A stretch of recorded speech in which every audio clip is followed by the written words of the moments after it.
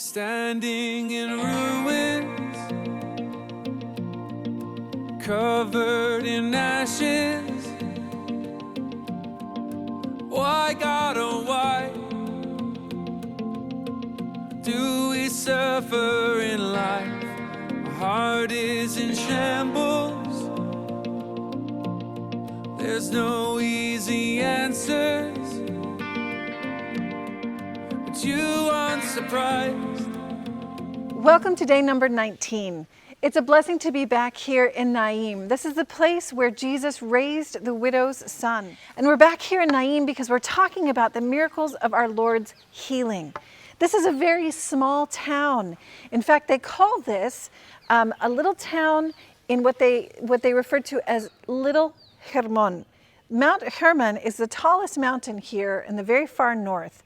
And Mount Tabor, of course, as we said before when we came, is a mountain that's the highest here in Galilee. And Naim is right next to Tabor. And so it's a very special day, and I want to tell you a little bit about what you see here in this church and in Naim. So in this church, which is very interesting, it has some of the foundations we'll be able to see inside the church from the Crusader period. The Crusaders came here because they wanted to mark this spot for pilgrims. And before that, they knew that there was something here. Even Eusebius in this spot, and that is in the 3rd and the 4th centuries. And so this was a well-known area, even though now there's no Christians who live here whatsoever. So after the Crusaders built their church, then it was abandoned, and thank goodness afterwards the Franciscans were able to come back, and on the foundations of the Crusader church, over some Byzantine ruins of the spot, they built this lovely new church that you can come and visit when you come to the Holy Land, that marks the place of this remarkable healing. What I wanted to show you over here to the side of the church is actually something that even the people in this village consider to be important, and that is a place where they bury their children. Let me explain why. We're coming here, and here to my right is a wall. In front of me, there's a small wall, and it's because on this side the property actually belongs to the city. It's a Muslim entrance point so that they can come here to a small graveyard. This is a graveyard specifically for children. And so if you ask the people around here, for 2,000 years, people here have been burying their sons and daughters because they knew what Jesus did here when he raised a widow's son from the dead. Their hope is that Jesus will raise them again from the dead. Especially, they're looking to the hope of the next life. And that's why the children's cemetery is here, filled with Muslim children. So here, as we've come out, and there's a part of the cemetery they're not using much anymore, but you can see behind me how close Mount Tabor is. See that little bump right behind me? You might be able to make out the church at the very top. That's Mount Tabor. So my feeling is always that Jesus probably came through this area and passed by the gates of this city and wanted to come in because he, being God, knew what this widow was suffering with the death of her only son. So as we cross the courtyard, you can see behind us a mosque right across the street. And like I said, this is a 100% Muslim village, but what happened in the history of this place is that when the Muslims did come in and everyone was converting to that faith, they put a mosque over the original site where this miracle was remembered. And what they themselves speak about is a story where lightning came down and struck the mosque. And they said, oh, respect the place. And they put the mosque across the street where it remains today. And so you do have this relationship between the Muslims and the Christians. I just want to show you something else that they have on this side of the property, which also reminds us of the miracle that Jesus performed, the healing that Jesus performed. Now you notice behind me there's a whole bunch of land, and this is what the Franciscans hope to do some excavation. But right here is a sarcophagus. This is a place, of course, where you would bury someone who has died. And again, this is a memory or a remembrance of this healing. Our Lord has power even over death. And that's one of the things that we have to constantly remind ourselves. The most grave result of sin, the most grave wound that we receive is death. But he can overcome death. So let's go inside and see what this small church can tell us more about that healing. So here inside this very simple church that the Franciscans have been able to build up, we have this painting and also a painting behind the altar. And it's the same scene that they've painted in the Bible. So let's go ahead and read this. This is from Luke. It's a very short story, and this is what it says. Soon afterward, he went to a city called Naim. He came here, and his disciples and a great crowd went with him. As he drew near to the gate of the city, behold, a man who had died was being carried out, the only son of his mother, and she was a widow. And a large crowd from the city was with her. And when the Lord saw her, he felt compassion on her and said to her, "Do not weep." And he came out and touched the litter, and the bearers stood still. And he said, "Young man, I say to you, arise." And the dead man sat up and began to speak. And he gave him to his mother. Fear seized them all, and they glorified God, saying, "A great prophet has arisen among us, and God has visited his people." And this report concerning him spread through the entire region of Judea and all the surrounding country. This incredible story, this incredible happening, this incredible history of what went on here, it's captured in this very simple painting. You can make out the city door, you can see Jesus, you can see the mom right here with her tears, and the young boy who sits up, who arises at Jesus' word, and he gives him back to his mother. You know, I often think when you're looking at this gospel that the compassion that he felt for her was almost what he could see in the future of what would happen to him. His own mother would be a widow. She would weep. And so he's thinking of Mary, who would be left alone after he dies, because of course Joseph had already passed away. So this is what's going on here in Naim. But I wanted to point out also the greater context of this miracle. Close to here, Elisha, the prophet who followed Elijah, actually raised a widow's son from the dead. Also, Elijah, the great prophet who appeared on Mount Tabor, raised the widow of raised the widow's son, the widow of Zarephath, from the dead. And so anyone in the crowd who knew about all of this would recognize immediately that Jesus is fulfilling the prophets. Jesus himself is doing this great work. And so they're like, okay, he's revealing his identity, he's revealing his power, and he's helping people enter into faith. Well, today on this day 19, it's actually not much of a visit here. The idea is that we are able to listen to the words of Maher, who granted us an interview. And in this interview, he talks about the songs we've been using on the pilgrimage that he allowed us to use, and many of them come from old hymns of the church. And so when we listen to this music, we listen to these words, we are filled with life. Our soul arises and goes to the Lord. And in many ways, it's like Jesus saying, okay, let's give these people back to the church. He's doing the same thing. He's following in the footsteps of our Lord as a faithful disciple. So let's listen to this interview by Maher and enjoy hearing more about his story and some of his upcoming projects. And we hope that you can join us again tomorrow as well. Once the interview is over, we'll be going to a number of places this week, this very important third week, as we enter into healing from looking at our wounds and now letting our Lord enter in and do his healing work. So God bless you, and we're praying for you from the Holy Land, and enjoy Maher. God bless you. We wanted to thank Father Salem.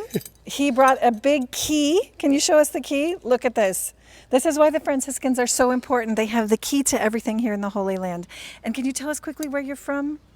Buongiorno a tutti, sono fra Salem, vengo dalla Siria.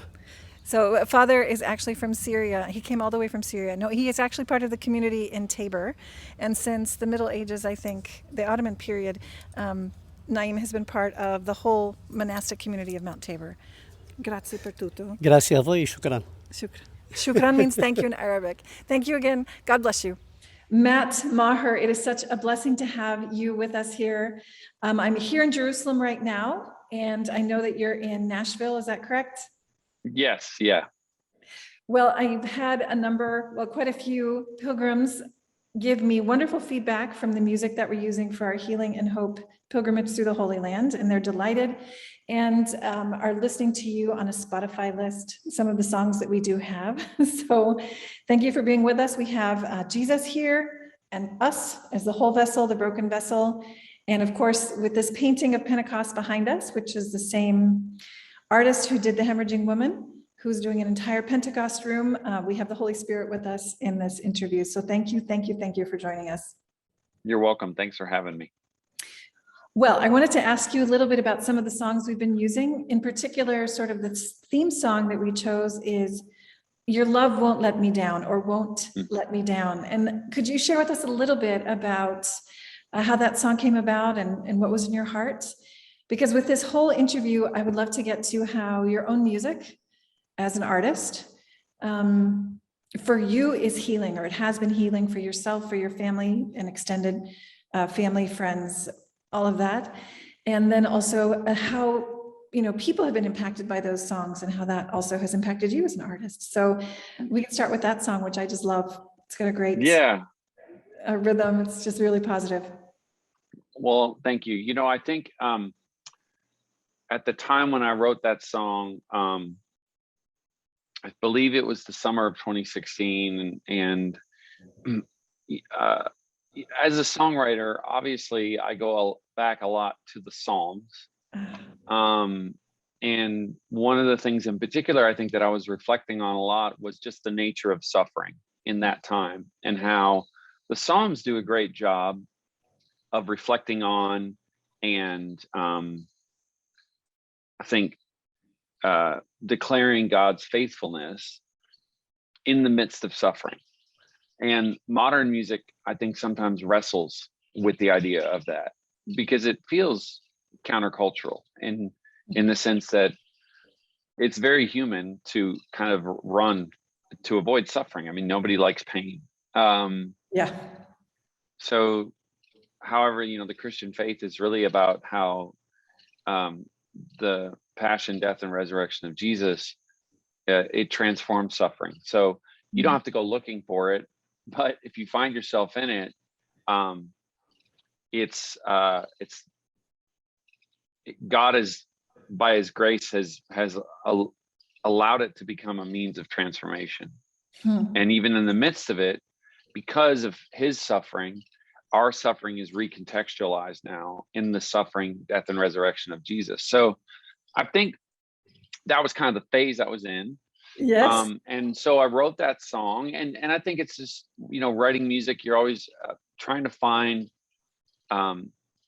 ways to be as honest as possible and say the most you can with the least amount of words. And I'd never had a song that just said, your love won't let me down, but I believe the verses started first, standing in ruins, covered in ashes. Yes. Why, God, oh why do we suffer in life?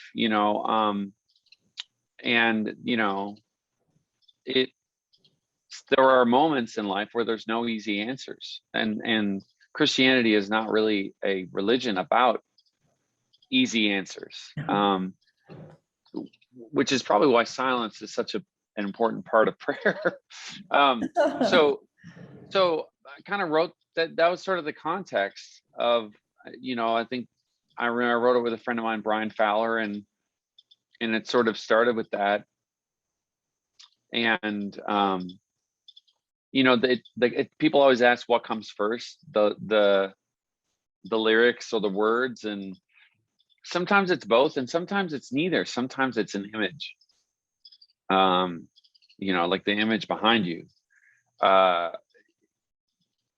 Imagination is a big part of my prayer life. So, I think as we were sitting there and reflecting on it, I just had this image of being surrounded by ruins, much like a picture of World War II Europe, and just kind of thinking about suffering as that image, not literally that, but metaphorically that. Sure. And that's enough. Sometimes that's enough, and it just sparks the creative, your creative energy, and the Holy Spirit obviously gets involved, and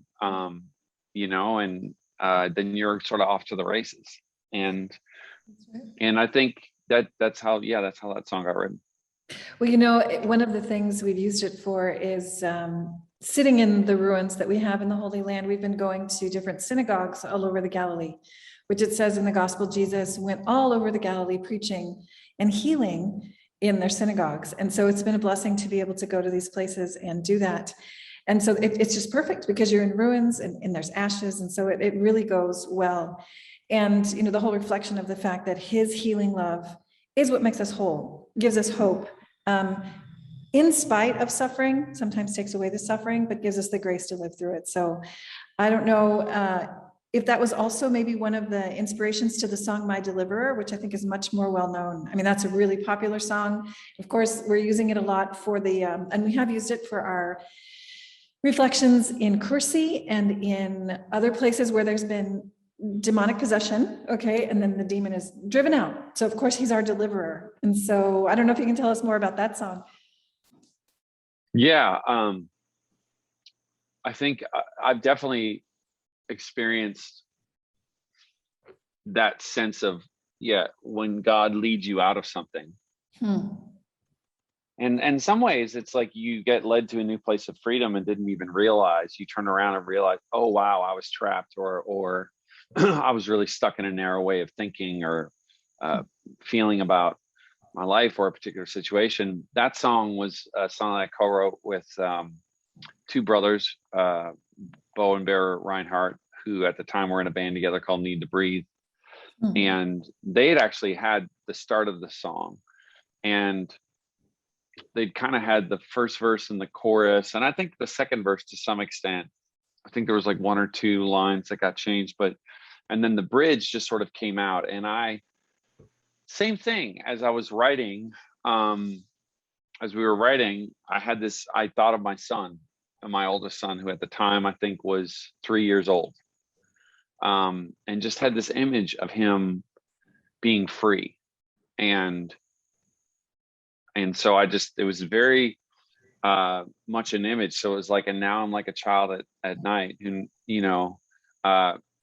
and partially I think what literally inspired that was this experience of being a parent and what happens when your kid is afraid of the dark and then they're not afraid of the dark anymore. They kind of transition from crying to singing songs. And it was really beautiful.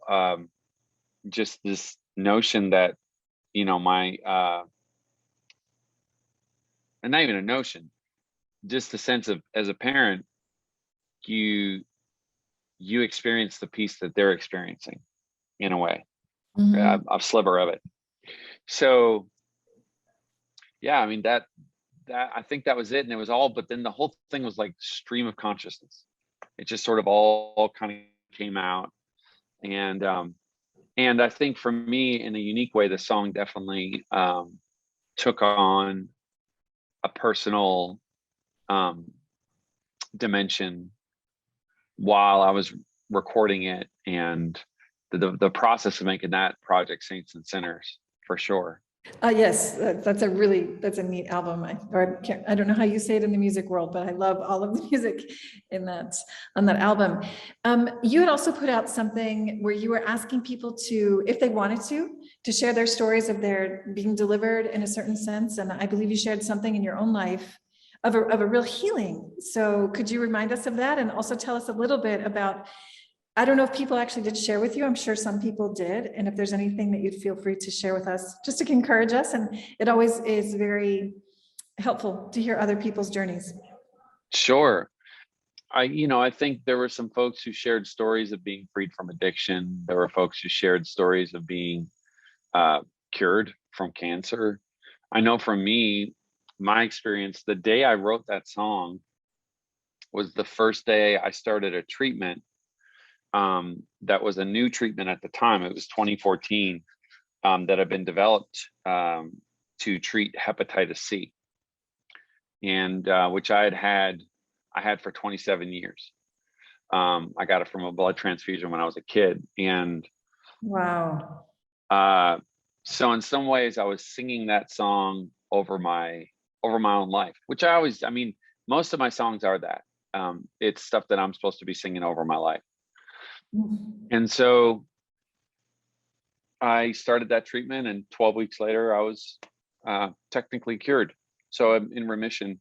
My viral count like plummeted to below detectable ranges, and it has never come back. So that song for me definitely took on a special dimension, for sure. And then to hear the testimonies from other people, like I said, about how for some people it was much more of a personal struggle and feeling like they're on the other side of it now, versus other people who, similarly like me, were walking through some sort of medical condition and experienced kind of a breakthrough, either miraculously or even just through the miracle of science, through medicine.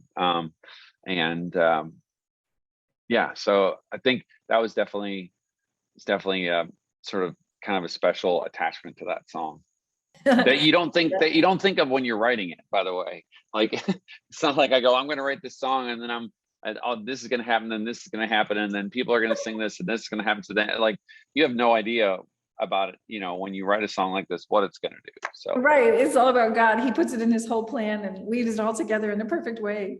Oh, that's just awesome. Sure. Yes. Well, one of the things that we've been talking about is inner healing prayer. I don't know if you're familiar with Dr. Bob Schutz and some of the work they do. So they've come with us on this pilgrimage. In fact, we've had an interview with him. We're having one very soon with Sister Miriam as well, Heidland. She's wonderful as well. But they speak about inner prayer. It's very simple, just letting our Lord touch our wounds. And then with his love, he actually helps to free us from a lot of the lies that we believe about ourselves or the judgments that we might make of others. And then for me, the song that was perfect for those instances where we can see that in Jesus healing as he goes around the Holy Land was the song Just As I Am. And so it's because you have to be so real with the Lord. He knows us anyway. But we have this tendency to want to put on a mask or to be who we aren't, or sometimes we don't feel worthy or whatever. And I don't know if, again, with that same song, if there was something that sparked that, or if it was your own prayer or experience or. So that song was written with two other songwriters, and Ed Cash was kind of the producer of it, who had kind of had these verses, and it was very much for him a very personal song about sort of meeting God in a very, very dark place in his life. And just, that's sort of based on this old hymn, Just As I Am, Without One Plea, that was written by Charlotte Elliott. And Charlotte Elliott was an English hymn writer and poet who really interesting story of her faith journey and her conversion. And she wrote that song. She was bedridden half her life with like chronic illness. My goodness. And so she wrote that hymn. Well, years later, Billy Graham heard that, and that was the hymn of, like, it's the sort of the altar call for every Billy Graham crusade. But what was interesting was it was Charlotte, part of her journey wasn't just chronic illness, it was that she actually struggled with her own faith. And so she kind of wrote that song as a way of, which a lot of times this is very true. I write stuff that I need to be reminded is true, that I don't necessarily always think or feel. Yeah. Because I'm a human being. And it's very much like what you're saying about what you look at someone like Dr. Bob and their ministry, when we think about sin, we tend to think of it as just sort of a moral failing. And we don't tend to think of it as sort of having a multi-tiered effect, not just on ourselves, but those around us. Right. And it really does that. It affects us interiorly, spiritually, psychologically, emotionally, physically, physiologically. Shame is very real. It's not just an emotion. It can manifest itself in your physical body. Oh, yes. People don't think about the idea of habitual sin affecting your fight or flight complex. You know what I mean? But these things are very true. And medicine is honestly starting to come to a greater sense of understanding of just how interconnected we really are as human beings. Mm-hmm. So when you have a chorus that says, just as I am, it really is an invitation to bring all of yourself to God, not just your moral self, not just your spiritual self, but all of yourself, your body, your physiology, your mind, your thought patterns, your heart patterns, all of it to God. And, surrender is really this form of humility, of sort of like saying, I've reached my end. I can't reach my end on the journey of life. With me on the track, I've hit as far as I can go, and I'm not getting anywhere else. And so that's, I think that was basically at the heart of that song. And I think in some ways it was wanting to tap into, and I think as Catholics, we really believe in this. There's a reason why prayers exist for hundreds and hundreds or thousands of years. It's because those words somehow, the combination of them and God's involvement in them are unique. Absolutely. And they need to be said again and over and over and over again. So that song, that old hymn, Just As I Am Without One Plea, it was just something that needed to be sung again. So we wrote the song. And for me, on a personal level, that song got finished after my dad passed away. Oh. And I'd sort of been working through emotionally the experience of spending a week by his bed while he was in a coma, and going to the hospital every day and just praying. And, the ability to just be able to do that, to pray for my father as he was, suffering and his life was ending here on earth. I look back on it now and I realize it really was a mercy. It was a grace to be able to do that. And so it was the idea that song was sort of as part of that album, Echoes, That Won't Let Me Down, as part of, and it was the last thing that needed to be said on that project. And it was, in some ways, it was for my dad. Wow. And for his, meeting, his face-to-face encounter with Jesus, right. That, it was just those four last things. So it's, so it's a special song for me, sure. For sure. Oh gosh, maybe since you do have that imaginative contemplation, which you said is part of your own prayer, you can imagine your own father maybe humming the song or singing the song as he goes into heaven. I mean, it would just be amazing. I couldn't, for the 6 months after we wrote it, every time I heard the song, all I could think of was him. Oh, isn't that amazing? And so and it is a thing of like, when you have a contemplative prayer life, this isn't stuff that it's not like, my subconscious or like, my mental thought. I had made peace with my dad and I surrendered him over to the Lord, but it really was this thing of every time I'd hear that song or I would sing it, I would just think of it like the veil between heaven and earth got thin. Yes. And it was sort of this, just this sense of like,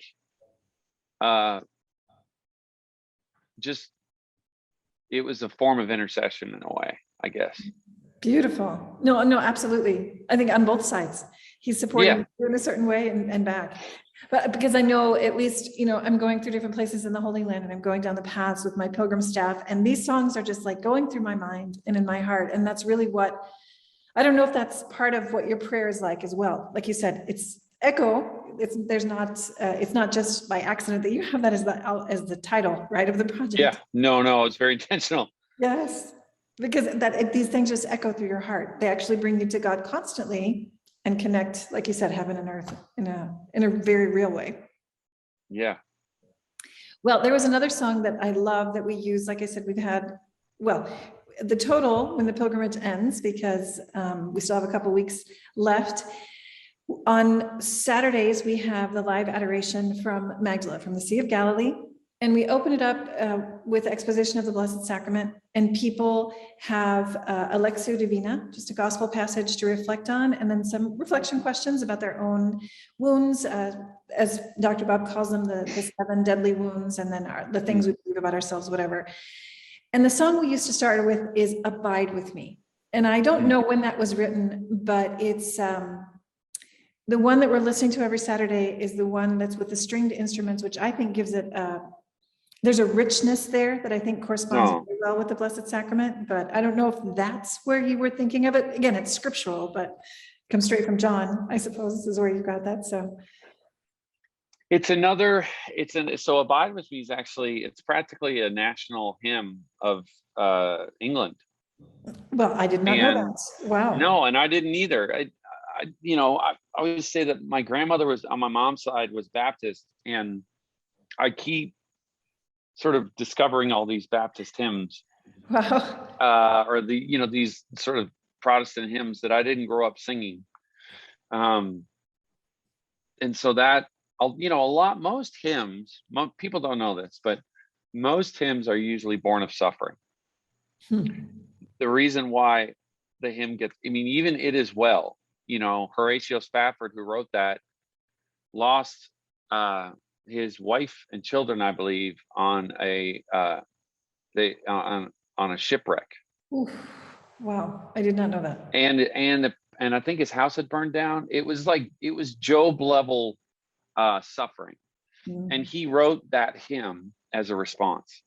My goodness. A lot of hymns.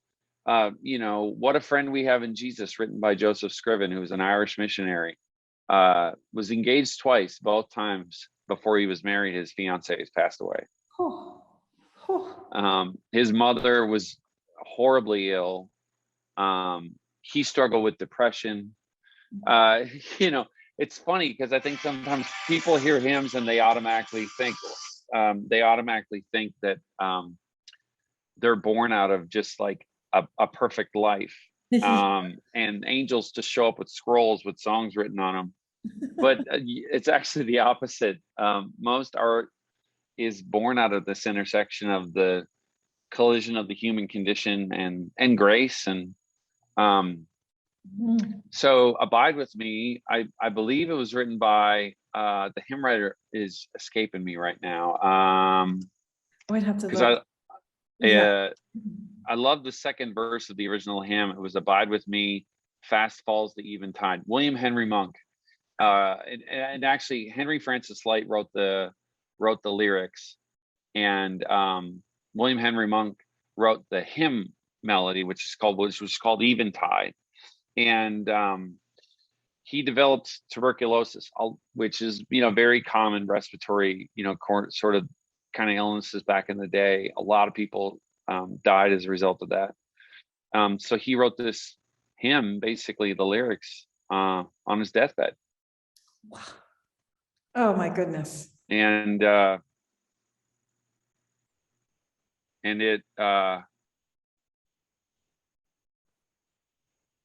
actually, no, he wrote it while he didn't write it on his deathbed, but he wrote it for a friend who was dying. That's what it was. Okay. And so it, once again, I had sort of had this thing with ministry within my ministry, I guess, of finding these old prayers and hymns, and sometimes resetting them. And what I've always said is stuff that gets said at a moment in the life and history of the church, it doesn't stop innovation, but it doesn't mean we should stop saying it. And obviously, that's, from a liturgical sense, the Eucharistic prayers at some point were brand new, which is sort of crazy to think about. But and I always wonder, I'm like, how did that work? Was the celebrant like praying and someone was like, "That's amazing, write that down." Like, it's like, what is it? Yeah, exactly. So, I think that's the beauty of the tradition of the church. And there's obviously capital T tradition, which is, more from a sacred tradition standpoint, but then there's also kind of a small t tradition of like things that we do and things that are, I think, part of an inherent Christian worldview and the way we look at art. And so yeah. And so this song was written actually with Matt Redmond, who is an English songwriter and worship leader. There was kind of a special connection with that, I think. Just felt very, very special to be able to write that with him. And him and I have written several songs together, and he's been a dear colleague and friend for many, many years. So where did the idea come from well, I was actually going to ask you, this is such a personal curiosity question from my perspective, because I'm certainly not a songwriter. I can hold a tune if I'm singing with a choir, but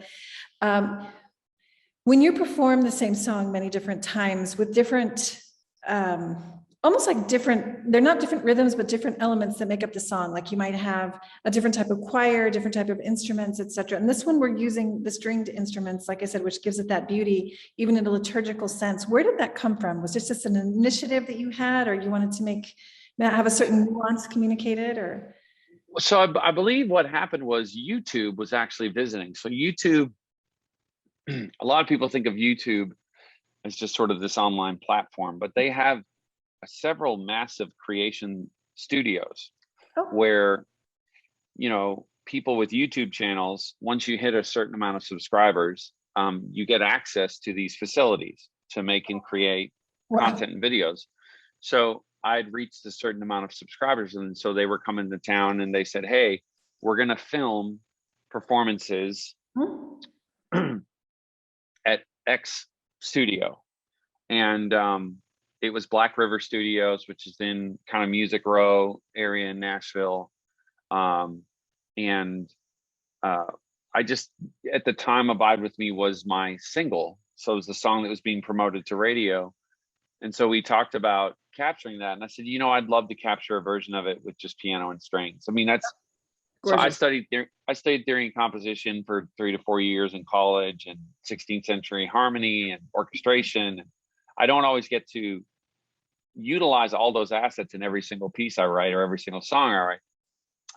But when I do get the chance, I kind of like to throw my hat in the ring. So I sort of kind of came up with the arrangement for the strings and, transcribed it down. And Nashville's great as a city. There's lots of musicians sort of around. So just kind of got together with some string players and did the song. Oh, that's just awesome. No, it's just wonderful. Well, another song that we've brought over from the second pilgrimage to this one is the song we'll be using specifically for the second to last day of the pilgrimage, which is Run to the Father. And I know it's about the prodigal son. We'll be filming that from a place called Chorazim. Jesus was there saying, I to you, Chorazim, I to you, Bethsaida. If what had been done in you, had happened in Tyre and Sidon, they would have, converted to this day. But what it does is it gives you a whole perspective down into like a valley of where you might, picture the father just waiting for his son to come running home and coming back to the father. And you have a lot of versions of that one too. And I think it's just, it speaks very much to our identity as sons and daughters of God. And it speaks to his proper identity as a loving father, a patient father, generous father. And I suppose that's where it all came from, right?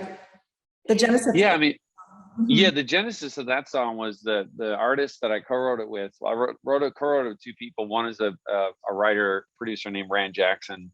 And then the other was a worship leader artist named Cody Carnes. And Cody, we'd gotten together to write a song for him, and he really wanted to write a song about what he said was a revelation of the Father's heart. So just sort of that light bulb moment when you stop seeing God as a distant, even benevolent being or force. Sure. But you see him as a father, and part of in seeing him as a father, your earthly understanding of what a father is healed and reconciled. And I think that's actually you can't see God as a father if your understanding of a father is, that's the starting point, right? I heard a theologian once say that the starting point of your relationship with God as a father is the relationship you had with your earthly dad. Right. Because they're the closest thing to God when you're a kid.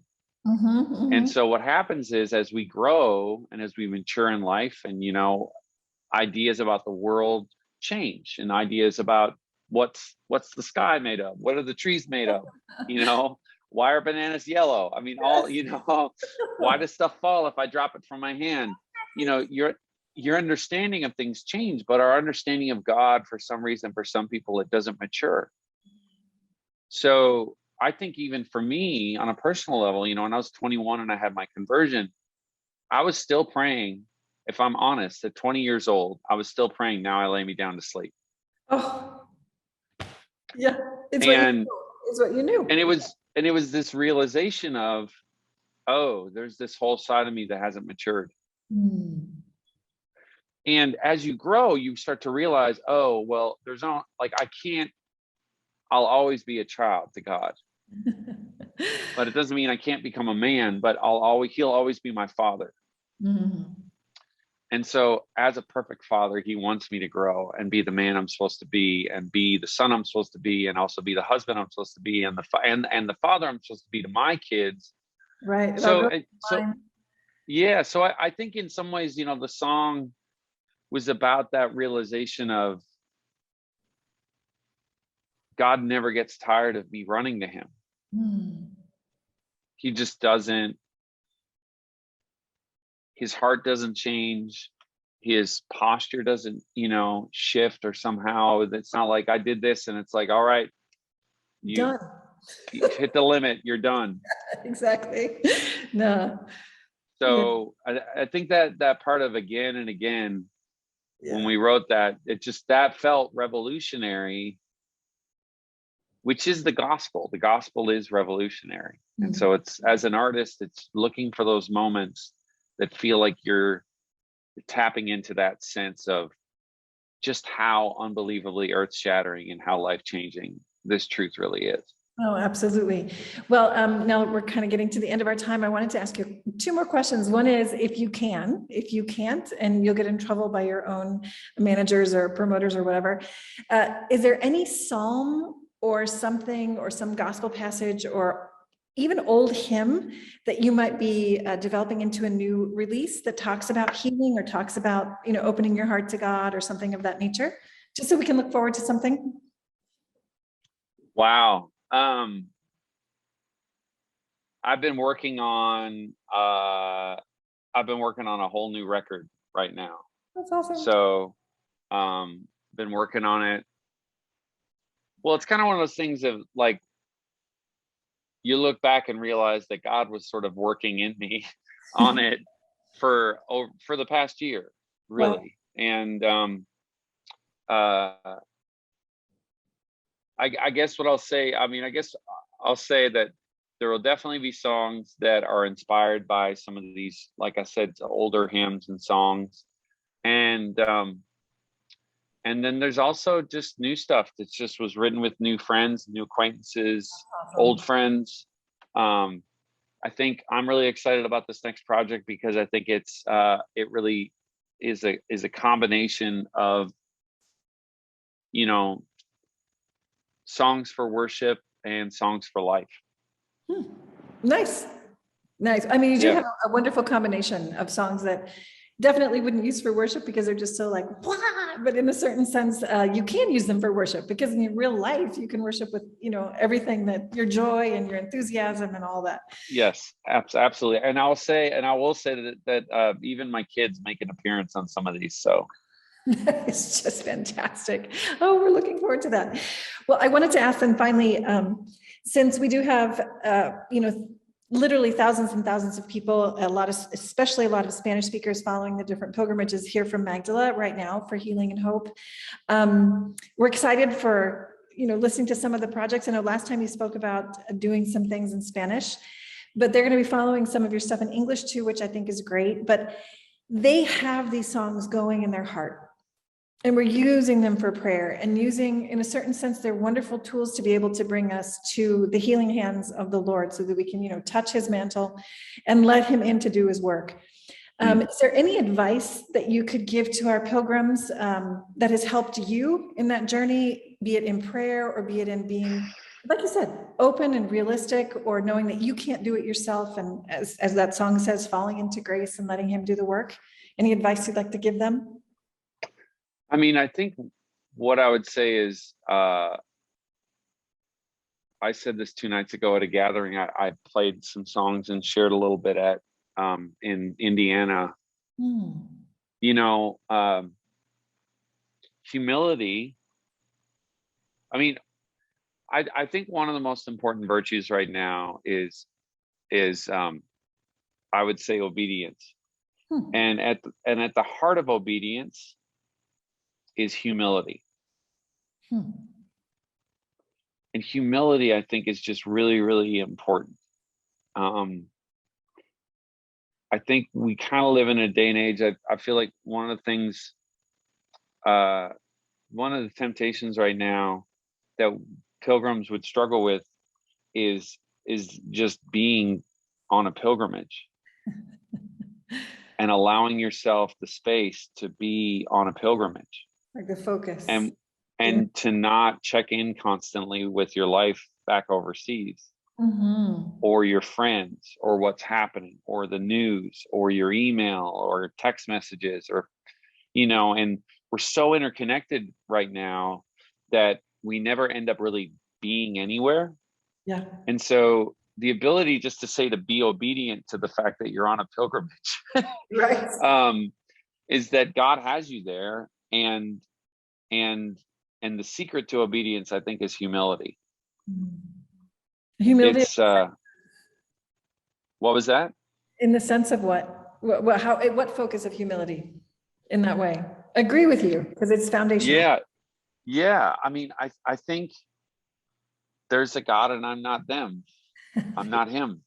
I mean, I think obedient in the sense of, you wake up every day and hopefully, you read the word of God, you take time to pray, listen, and you say, Lord, what can I say yes to today?